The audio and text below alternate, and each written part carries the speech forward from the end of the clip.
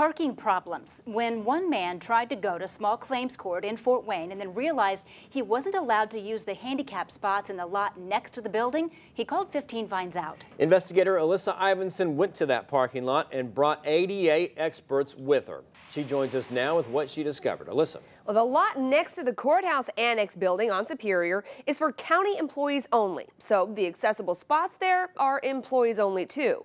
But that was a big problem for Dan Headley, who just needed to get to court.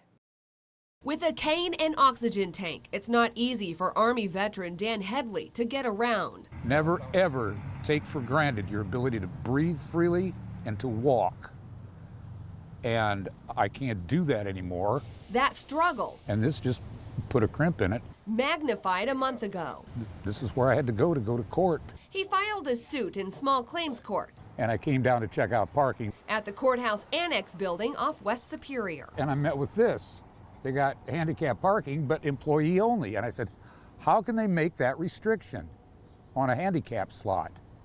So I called you. 15 Finds Out went to the lot and took Fifth Freedom with us. It's an unfortunate situation. Doug Schmidt is the ACT team coordinator for the Disabilities Advocacy Group. There are no laws being broken. Schmidt explained that a private lot is not required to offer public accessible parking. Well, the courthouse serves the public.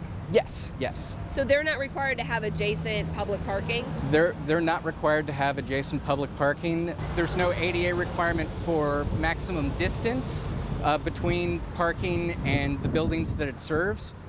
If the public parking that you offer is 1,000 miles away from your building, that's where the accessible parking is going to be. The American Disabilities Act only requires a certain number of accessible spots when and where public parking is provided.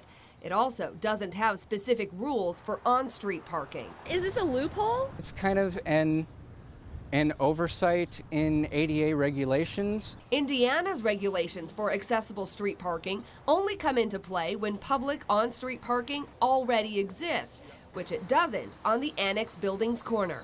It would be nice if there were, accessible public parking on this block, but they are in compliance with all the laws and regulations, and they're not required to offer more. This accessible spot is the only one on the block, and it services several buildings. The next closest is 2 blocks away. There's one more on the street and then a parking garage. At Fifth Freedom, we would always like to see more done than just the regulations.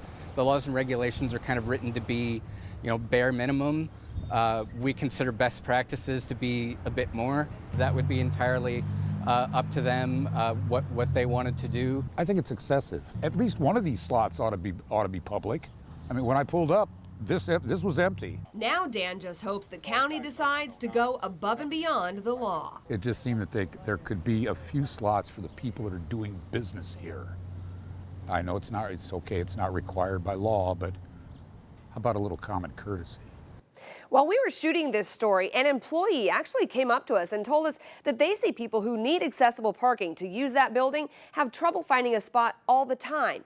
Well, 15 Finds Out took these concerns to Allen County Commissioner Nelson Peters. Hear his reaction tomorrow at 5. For 15 Finds Out, I'm Alyssa Ivinson.